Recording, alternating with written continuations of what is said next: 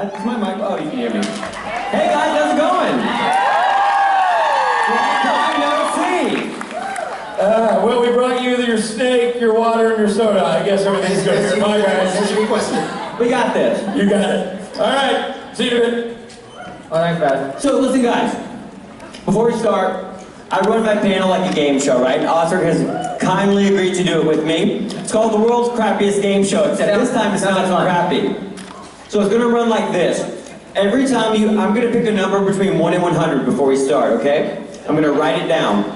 Every time you ask a question, you give me your name and a guess at the number, and the person who gets closer is gonna win an 18-karat gold-plated toothbrush. Bacteria doesn't grow on them, so it's good for you, and you can record an album. It's the most random gift in the world, and I love it. You cannot be a rapper without one. You should mention that you bought them in Italy? I bought them in Italy. So years ago, when I did my first convention in Burbank, everybody brought me gifts. I made the snake fall. Everybody brought us gifts, so I was like, you know what? I can't get everybody gifts, so what if I found one really dope random gift to give to one person every convention? So I bought 144 of them, and over the years, I got drunk and bought 144 toothbrushes. For a lot of money.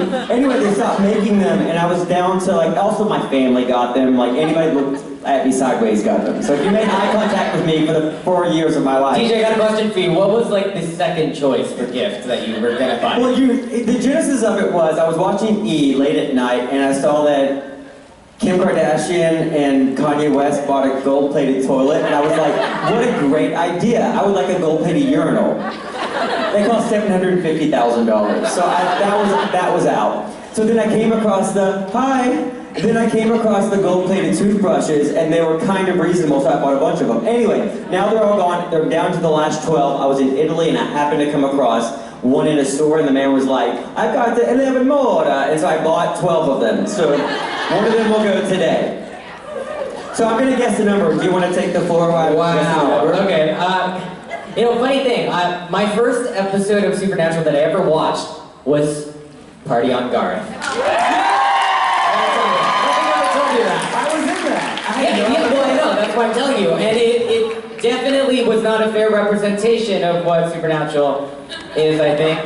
Also, I mean, in the same way that my first Supernatural panel that I ever watched was Sebastian Roche's. My first episode was yours, so I feel like the expectations were way off when I... Yeah, well, I mean, I'm Monster of the Week usually, like, kind of loosely connected to story, but mostly standalone episodes, right? Yeah. And also, Garth he's a hunter, but he's definitely not like Sam and Dean, so...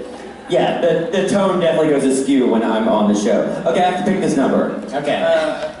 I don't know how this goes, so just if you can talk us through it. Wait, I'm waiting for the universe to tell me a number. You're waiting for me to tell you a number? No, the universe. 2. Okay, it's not bad.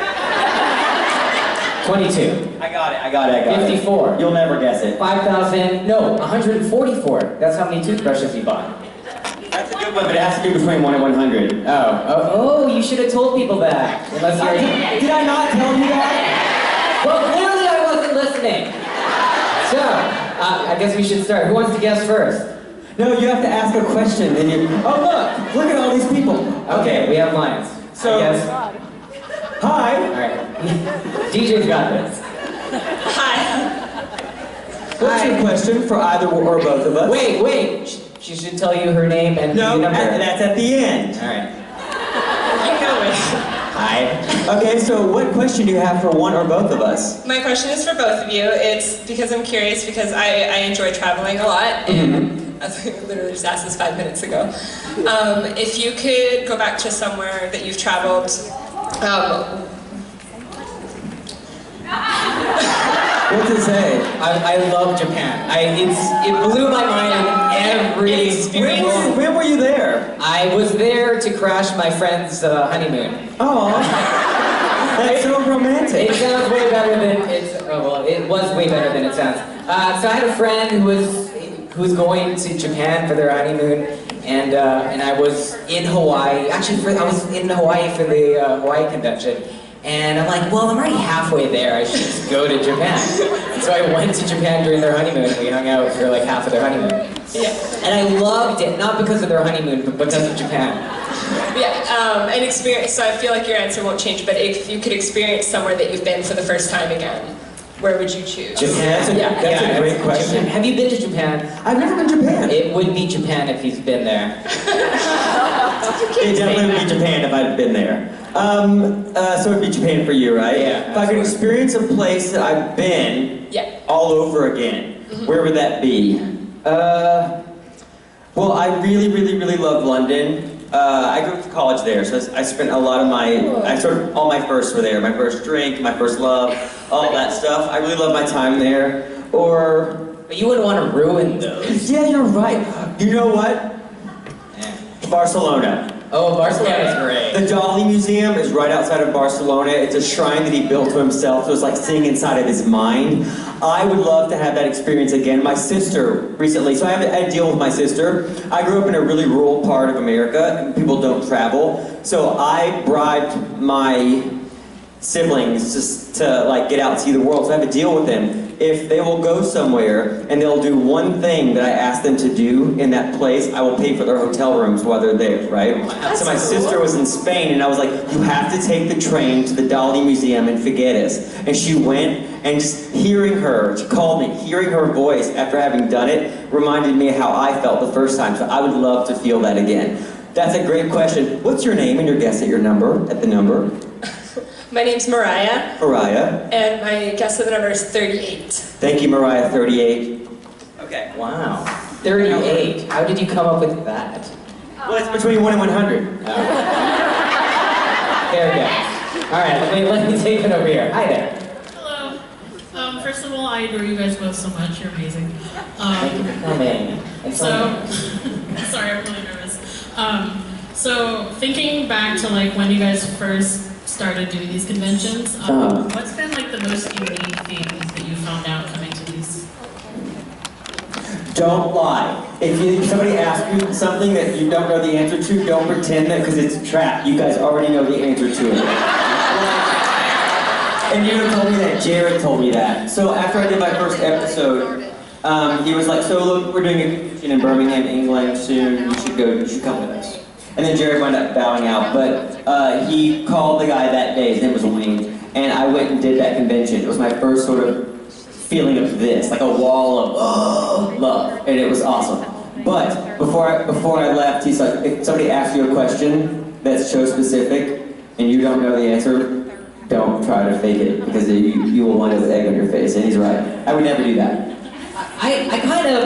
I think I've learned both, like I'm gonna go along the same lines. One of the first things that I thought was like, you should lie about literally everything. I feel like they do in their Q&As. But then on the other side, like being up on stage, answering all these questions, getting to know all of you, part of what I really love about these conventions is that we really like especially as you do more and more, we kind of get, we relax, we start to let our true selves out, and part of the fun of these conventions is being able to see, all of us doing what we're going to do anyways, hanging out with our friends, and for us it's kind of like we're testing the waters constantly in how we express ourselves, like, ooh, should I do this? It feels right, I don't know if it's going to be received well, and sure enough, every time we take that step, it's usually received with open arms and full of love. So I think for us it's been a lot of like, just go and be yourself, because it's going to encourage other people and validate everyone else to do the same. This place is home to me, so yeah. Have you ever done Germany? Have you ever done a convention in Germany? I love Germany. That's number 2 for me. So do I. But here's the problem. Here's the thing. When you first do a convention in Germany and you don't really understand how the rooms play, you come out and you're used to immediate feedback and laughing. The first time I ever did one in Germany, I would like, da-da-da-da, joke, silence, or smattering of applause, and I was like, oh my god, I'm bombing. I walked on stage, and then went outside, they're like, that was the funniest thing we've ever seen. And then oh, right. Oh, okay, I got you. DJ, have you ever done Italy? No, I haven't done This it. is even better, because you say da-da-da-da. silence, and they're like, okay, moving on. There's a translation on the screen. You're talking about something else, and then it goes like, okay. There's like a 20-second delay. That's weird. That's the, you know, I was just in Italy a couple weeks ago. I was surprised, like, we just assume the whole world speaks English, like everybody, but a lot of Italians aren't trying to speak English. And why would they? Italian's great. So what's your name and your guess at the number? I'm Valerie. Okay, Valerie. 70. Thank you, Valerie. Thank you, guys. 70, that's a solid number. It's between 1 and 100. Okay. But it's like very rounded. I like the 0. Okay. Hi there. It's not that deep, it's a guess between 1 and 100. Hi, my name is Deborah, and my guess is 14. No, She broke the rules! You broke the rules! What's your guess? 14. Okay, Deborah, 14. Okay, go ahead and ask your questions. You're breaking the rules. So, my question is actually for you, DJ. Okay. DJ, okay, let me write it down. You answer the question. Oh, I got it. Deborah's my mother's name. I know to spell it. Which way is it spelled? The way you spell it. What's your guess? 14? I can't read your writing. I know, I write like a serial killer. Come to my table, I'm in the corner over there. I'll write something like a serial killer on something you want me to sign. Hi. So my question is, the last we saw of Garth is in season 14. He was still in the trunk of the Impala. Yeah. So what is your hypothesis for what happened to him? Is he still in the trunk? Wait, wasn't there a line in an episode that they sent somebody to get me out? Like, But he never got shown it or anything. Yeah, but I think, you know, I don't think they realized they were leaving me in the trunk until, like, probably somebody was like, after the edited footage, they were like, wait, is he still in the trunk? And then I kept getting that question asked over and over and over to me on Twitter, and then I think they got somebody to get me out. Who was it? Yeah. How long were you in the trunk for? I turned into a werewolf because I drank this stuff, Michael's Grace, that turned me into like a psycho werewolf. Alright. And then I tried to not turn into a werewolf, but then Jack came up, and I attacked Jack, and had to put the werewolf teeth in, and had to straddle him while trying to bite him, and I was just like, don't drool on this guy, please don't drool on this guy, because the teeth are so big, and you drool. And then I was like, hey, I'm gonna really try not to drool on you. And he was like, that would make me really happy if you don't drool on me. But if you do, I understand. Isn't that love? That's so nice. And I didn't drool on him. And it was so nice when I saw him at Comic-Con, somebody picked up my vape and walked away from it, and I'm trying to quit smoking. I have quit smoking. But now I'm on the vape. Thanks. You quit? DJ, remember that time I wrestled you for your cigarettes? Yeah, I do remember that, and that's why I quit. No, but everybody should wrestle me for cigarettes away from me. Anyway, I've quit, but I'm on the vape, but I'm in a transition period. But that's not the point of the story. The point of the story is this: somebody picked up my vape and walked away with it, and I didn't know they'd done that. And he looked with me like hands and knees. I barely know this guy. All I know is I didn't drool on it. And he looked for 30 minutes for my vape. And then I couldn't find it, and then he asked somebody else if I could borrow theirs, but I didn't because that's gross. So he's a nice guy. So Deborah, we answered your question, right? Well, Deborah 14. I was like Maggie. Deborah 14. Maggie got killed, so all the hunters were dead. I think she did it before she died. Remember when Jared said, don't make up anything that you don't know the answer to?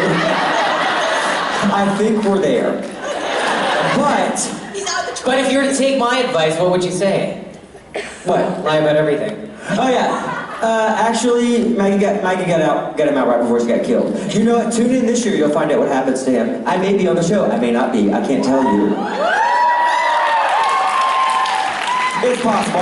I think we're all. Are we all going back? Is everybody going back? I don't know, it feels like the farewell I feel like tour. everybody's going back. It feels like the farewell season. I mean, for all I know, I could be going there next week. I don't know.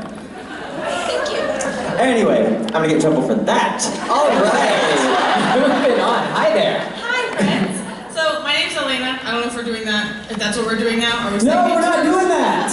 Deborah changed the rule. I'll take it from you. What's your name? Elena. Elena, what's your guess? 97. Elena, 97. We're not doing that anymore. That's how you spell your mom's name? No, that looks like D-T-R-A-N. Tran. That's Tran. You know Tran. She gets 14. Okay, wait, what was her name?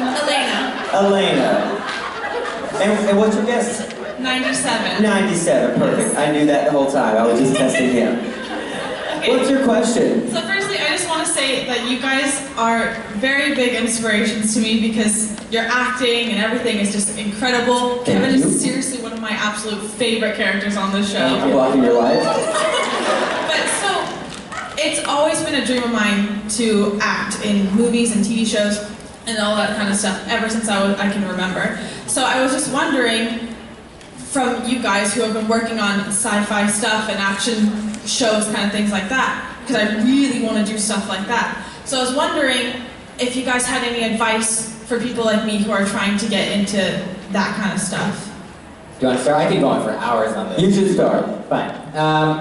My first advice is to you need to find the lifestyle that suits you. Now we all have advantages and disadvantages depending on where we're born, our families, our resources, our friends or neighbors, and some of us aren't as lucky as others. But you have to find whatever it is that makes you happy, right? And so I think when you want to start defining what success means to you, does it mean getting on a show? Does it mean just being able to perform? Does it mean putting on these characters? Like, what aspect of performing do you absolutely love? Do you just like the idea of it? Do you like, being on these shows and TVs or movies because of what you might get paid, because of how many people might see it, or do you just like the act of doing it? And I think once you find what that is, it becomes a lot easier for you to kind of navigate what you should or shouldn't do. For me, it didn't matter how, obviously I'm like, I wanted to do everything, right? But at the end of the day, I knew that my main motivation was that I didn't want to go to school or, I know, it gets better. And I didn't want to do any of the other jobs that I tried because I hated them so much. And I'm like, there's 1 year I tried like 20 to 30 different jobs. And I hated them. And I spent like 2-3 days. They want you to come there every day. I know! And if you don't, they just stop paying you and fire you. It was crazy. So I went there, I loved getting the job, I loved interviewing and training, and then I'm like, oh, the next day's gonna be the same. Oh my god, the next day's gonna be the same after that. And then I felt like my whole life flashed before my eyes, and I'm like, I've already lived that life. So there's no point anymore. And so I would just not show up the next day. And of course it drove my parents crazy because that's exactly what my dad wanted for me. And at the end of the day, I told him, like, look, I don't want to know. I don't want to know my future. I don't want to be able to predict everything. I want to know that my next job could pay me $1 million or I could not have a job. And I told him, like, I'm okay living on the streets, trying to do whatever it is that I'm going to try to do, right? Because that's how much I hated everything else. Generally speaking, I think you want to find a place of love and not hatred for motivation. But however it comes, I think, you kind of have to take it. But if it's something you want to do, my second piece of advice is find a community to do it with. Because it is a collaborative experience. No one does it alone. And if you're trying to do it alone, it's going to be a very lonely journey. Find the people that encourage you, that support you, that you can bounce ideas off of. As an actor, you want to write and create your own stories that you could play. Find a director or direct them. If you find another actor friend, like, you can do it for them first. So be selfish in the way of generosity and just constantly offering your support, because at the end of the day, it's going to come back to you at some point, in some way, shape, or form. But just get out there, put yourself out there, offer your help, offer your services, and it's going to come back, right? And make your intentions clear. It's like, I want to act, but I'm willing to do X, Y, Z for literally anyone else. Yeah. Because it's all the same thing. We have, and it helps you learn other jobs and other roles and being a better filmmaker in general. Because, I was on set this whole week, and like almost all of the actors have directed an episode of their show, right? And we're all just talking about, like, okay, well, how would you do this scene if it was you? And we're like, okay, well, I would do this coverage. But like, all across the board, we were like, okay, if it was us doing this job, this is how we would do it, this is what. It just helps us be better actors to know what limitations you have. On the filmmaking side, you have more liberties, but this is stuff you figure out. You just have to explore and try, and it's better to learn and make all these mistakes with a bunch of people who are on the same level as you and trying just as hard. Yeah, totally. Go to community theater, dude. You find a local theater, get on stage just to practice. You need to know that you need to you learn so much just by doing the doing of it. I'm not a big believer in school. I never went to school for it. I went to school for law, so we're kind of the before and the after. I actually did that. I went and got a real job and hated it so bad, and got a lot of student loan debt. And then I was walking down the street one day and a man saw me and he tried to put me in a Prada campaign, and I thought he was trying to take me home with him. And he wasn't. His name was David LaChapelle, and he actually did put me in a Prada ad. From that, I had the balls to go and audition for a one-line part in a movie and ended up getting it. But that's not what we're asking. What you're asking is what you should do. What you should do is go to community theater because you need to find a place to do it. Or if you have friends that are making short films, or whatever, ask. Check out your local student films at the local film school. There's always auditions happening. Just try. Yeah. You just have to start. The best way to do it is start to do it. Yeah. And if and I'm a big believer in the will to do anything. It's most of it. Especially we work in the Hollywood system, and it's mean. And when you don't get the job, it's not really about you. It's maybe you're the wrong height between you and the lead. I mean, it's all kind of, maybe they don't like your left ear. It's all completely arbitrary, but the people that win are the people who are like, I really want to do this and I'm going to keep doing it. I want to do this more than you want me not to do it, so I'm going to win. It's that kind of thing. Thank you, Elena97. Thank you so very much. Tell me your name and guess afterward. Wait, we're messing. Elena97. No, but we have to go over here now. Everyone's messed up his system because it's... Okay, tell us after, please. Otherwise, DJ will get confused. I'll leave. Hi, Spider Oz. I'm glad that you finally got the iodized salt. My question is for you. With the Crazy Rich Asian, Wu Assassins, and then now your role as Ryan Choi. What's it like being Asian representation forefront for us? That's a loaded question. It's pretty cool. Garth, I don't know if I told you, but I'm in the Arrowverse right now. What show are you on? I'm on the crossover series, so I'm in a bunch of them. Wait, what are you? Is Legend of Tomorrow one of those? Yeah. Oh, do you work with the girl who played? Do you work with Ramona? Not yet. Oh, she used to play my wife on Nation. Yeah. Ah, I love her. That's a great show. Okay. So I was recently cast as Ryan Choi, and if you don't know who Ryan Choi is, let me tell you, and it's kind of special because 7 years ago, my roommate, we went through this list of superheroes. Okay, if you could play any superhero, probably be Ryan Choi. And he literally said that, and he bought me all the comics, and I read the comics, and I started getting to know the writer, Gail Simone, who created the character, and she's like, oh my god, you're perfect for Ryan. And I made a pitch deck, and I tried to pitch it to the CW, and they're we're doing something with the Atom, we can't look at it. But 7 years later, they cast me as... See, that's what I mean, you manifest stuff, right? That's what I'm asking you, congratulations. It's pretty cool. So Ryan Choi becomes the new Atom. So he becomes the superhero, and in theory, I could be the first Asian superhero in the DC. It's pretty cool. Especially these last couple of years, I've been really fighting for Asian representation. We have, as you said, Crazy Rich Asians, all these TV shows coming up, and it's definitely helping. With the support from the Supernatural family, I've always been a very prominent member of our community and, very vocal about it. And, for a while there wasn't that many prominent Asian actors, and I was one of them. But it was kind of cool, as all of these people started shooting upwards, I still was one of the loudest always, and now it's nice to have an even bigger platform to be able to do that with. Basically, what I'm saying is I'm not changing anything that I've done. I'm still going to be pushing for these things, going to all these events, supporting all my friends and acquaintances and people that I don't know, because, it's about knowing what, that goal, that purpose is. And again, once you have it, everything else, the how kind of finds itself. So I definitely feel some pressure, but it's not more than before, because at some point, another thing, I produced my first feature film last year. And this is along those same lines. At some point, I was like, man, why aren't writers writing more of these characters? Why aren't directors directing more of that kind of story? And then I'm like, wait a minute. If I'm not doing it, then Can't really complain. Yeah, I can't really complain. I'm kind of a hypocrite. And then I realized I'm one of those people that everyone else is looking to, waiting for me to do something. I'm like, oh man, people are probably complaining that I'm not doing it. And so I just had to start doing it. So I think, this new character, this new role, it definitely opens a lot of doors for that. I just have to be a creator and I have to inspire others to do the same. Like, as much as I would love to hire literally all my friends, the numbers just don't work out that way. So what's better is for me to hire as many of my friends as possible and inspire others to create their own industries and like kind of help them open the door if I can. So that's kind of what's on my radar right now. We need a number.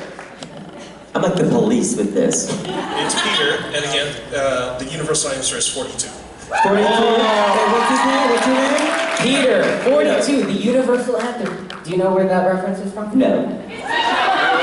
Hitchhiker's Guide to the Galaxy. No. That's the meaning of life. Yeah, I didn't read it. Was it Zoe Deschanel in that? Yeah, I didn't watch it. Alright. Hi there. Hi. My question is for you, Osric. After Thursday's episode, Oh yeah, that was in last Thursday's episode. Did you die again? Did you die? No, I'm still dead. like that's my question. Like when they brought you back and they're like, okay, you're gonna be Kevin again and you're gonna be dead and you're gonna be you were gonna have been in hell. Like what was your reaction to that? Spoiler alert. You're in hell? I was in hell! Do you know what happened? Rob, if you're back there. So, a couple of seasons back, they brought Kevin back. It's like, oh, hey, God's here, and God's gonna send Kevin up to heaven. Turns out God's a dick. God's a dick? Yeah, and he lied, and he sent Kevin to hell. Wait, were you in a boat for a while? I was in your boat. Oh, that's right. I was in your boat. This is way after that. Anyways, Rob sent me to hell. So what's hell like? I mean, In a waiting room? no, like Mark Shepard's there. Probably no, I don't know. Is it burnt? Is it fiery? Probably. I don't think Kevin liked it very much from his descriptions. He kind of became kind of a badass. Oh, you never saw hell, right? You don't see it? Because the production values of hell would probably be beyond the reach of the CW. But so the lore happens because Rob sent me there. I became super badass because I got the preferential treatment. Were you evil? No. So you're not evil. Oh, you're pissed. Yeah. Are you beating the hell out of people? No, I'm just sad. I'm just sad. So you're a super sad badass. Yeah. Okay, I like that. Yeah, my reaction, you know what, I was just so thankful to be included in the last season that, honestly, it didn't really matter what it was. If they made Kevin do some weird Garth stuff, it doesn't matter. Garth is amazing! He's the nicest human in the world. And he would love you even if you said that about him. But he's not human. Oh, right. He's the nicest werewolf. Well, he is the nicest werewolf in the world. He really is. I'll give you that. So yeah, it was just a really nice reunion to see everyone. Every time. When was the last time you were on the set? A year ago. A year almost. ago. And right now. It's that warm, it's always the fuzzy same. energy. Yeah, it's always the same. And I don't know, it's the people that have been there for 15 years. It's kind of crazy. Were you there on a Friday when they bring in those sandwiches? I love those sandwiches. I love the sandwiches. Their catering, their crafty is so good. But yeah, I feel like I'm just there eating most of the time. And I mean, this time there's some fans camping out, and on the stage? No, we're out on location, and it's really frustrating. Not the fans that are there, but they're so keep this a secret, and then they post pictures a week before it releases. I'm like, what was that point? I went to the bathroom with full werewolf claws and they didn't say anything to me because I really had to go. And it was outside, there were a bunch of fans outside. Oh, I mean, that's fine. No, I meant the network just posts everything. Oh, yeah. Yeah, they don't really care, do they? No. They tell us not to do things and they do the thing they tell us not to do. Yeah, but wait. And they're infinite with... You peed with your gloves on? No, I have these werewolf claws and they start at about the knuckle and they go to about that big. And there's no way, so I have to hold it until I just can't go anymore because it's so complicated to get my pants back up. unless I have somebody in the room with me. It's a real thing, dude. And I can't bend this part of my finger, and they're that big. If only you had a gold-plated urinal. I know, right? And I cut myself in a little private place the last time I was down there. I would act it out for you, but there are probably children here. All right. What is your name and number? My name is Taylor, and my number is 14. What is it? What? No, 14's already been chosen. Yeah, 14's been chosen. Apologize. What's your name again? Taylor. Taylor. What is your number, Taylor? The new number is 9. Thank you, Taylor 9. Thanks. That's a good number. That's our first single-digit number. Whoa. Hello. Hello. Hi. Hi. This is very weird for me because of your app, Osric, you feel like an old friend to me, and DJ, you still scare me. Yay. Yay. Scare you bad? Like you're worried I'm outside your bedroom window at night? How do I scare you? I mean, it's almost Halloween, so it's good, right? Because when I just tried to talk to you 2 times, I almost cried, and I don't like to do Oh, that. scare in a good way. Yeah, scare in a way. Okay. You didn't see me without makeup on. Okay. So anyway, my question is, you guys both have a pretty extensive resume, and I was just wondering what has been your favorite role to play so far? Oh, that's a good question. Mine's easy and fast. I was on a show called Legit for a couple of years. It's the best thing I've ever done. I mean, really, it's the best thing I've ever done. I played a guy with advanced stage muscular dystrophy, and we handled it with so much humor and honesty, and it shows you do what you love. It's the least I've ever been paid for a job. I went into my savings both years to pay my mortgage, and I would still be doing it now. I loved it. And I cried for 2 days when it got canceled. It really broke my heart. I loved it. And it was not the best thing I've ever done, but it's the thing that I loved the most. I loved going there every day. It was a cast of 3 people. I really loved it.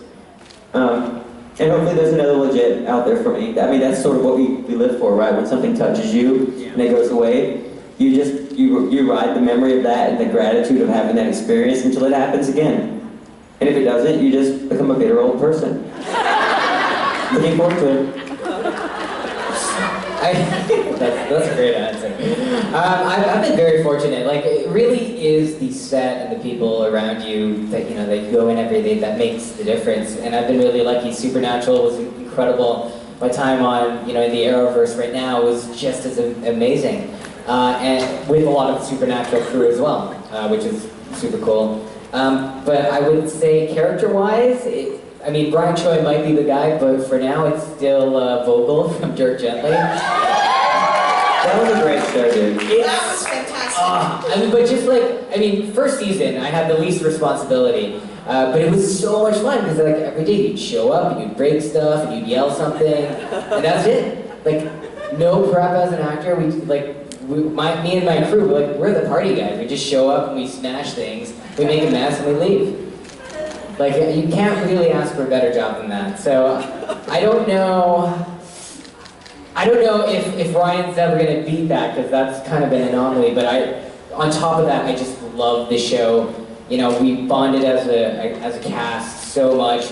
This was during, we would always film during the Game of Thrones season, so we made it a thing to, go to the nerd bar every week, and it was always super packed, but... Oh, is that the Stormcrow Tavern. Oh, yeah. That's right. Yeah. So they were super packed, and we were always too lazy to make reservations, but we had Elijah Woods with us, and we're like, you have to give us a table with his face on it. Yeah. And they did every week. I mean, that's a nerdy trump card right there. It really is. But they used his face. It's on the table. They sort of have to let you in if your face is on the if they table. put your face on something, surely it's yeah. Okay, what's your name and your guess? My name is Jinju, and That's right, Jinju. Yes. And my number is 24. Okay, Jinju 24, thank you so much for playing. Thank you. Hi. Hi. I've been asking this today. I guess since Wait, how much longer do we have of this? like 7 minutes. Oh, we got to go. Okay. So it's actually for DJ since Osric apparently already did the reveal, but because we've been teased so much with Garth appearing randomly and just mentioned in different episodes, what would you like his big moment reveal to be when he finally reappears? Oh, you mean when he comes back this time? Yes. I don't know. I really don't know, but I do know that I want to die a horrible, horrible death. Me too, I always do that. Like in a wood chipper. Like Wood chipper is my favorite way to die. Screaming and blood and mad at the world. Just making a huge mess for someone else to clean It would up. be so great, but that's not gonna happen. But if I was them, I would kill him. Wouldn't you be so sweet? Just have somebody slowly put a knife in, like does this. DJ, I'll act it out for you. And I'll do it better on the day. DJ, have you never died on the show? No, and you know, I've only died one other time. I got my head chopped off last year on Fargo. What? So Nice. I've only ever died one time. How's that possible? How could you kill me? I'm adorable.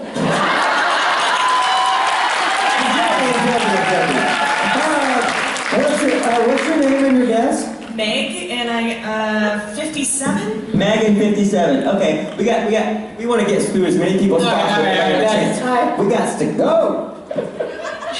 That's such a good line. Hi. My question is for both of you. I was wondering, what's your favorite memory of filming that's not on Supernatural? Oh, you mean on another show that's not Supernatural? Yes. I'll let you go first. Mine was my first big job was a miniseries in China. I got hired because I could do my own stunts, and there's this big battle sequence where I had to run through this battlefield fighting like 6 people, and I ended up wrestling in the mud with this one person. I kill him with a rock, and it was like a 4 to 6 minute take. And I had contacts back then, and like by the end of every take, my contact fell out, and so I was blind wrestling this guy trying not to kill him with a real rock.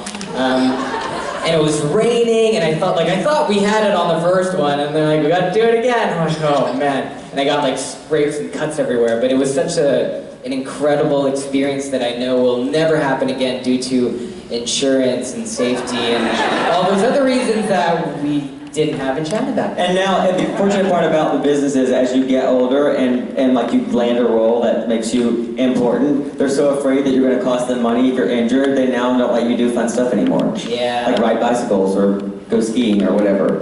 They won't let you do that? Dude. Ride bicycles? When you're a regular on a show, like one of the leads, there's a lot of times there are clauses and things like Amazon wouldn't let me bungee jump. I just signed up for bungee jumping! I tried to bungee jump and my lawyer got a call from Amazon when I was in New Zealand doing a convention there. On the way to do it. I was on the way to do it, and my lawyer's like, Amazon says you can't bungee jump, and I was like, damn it!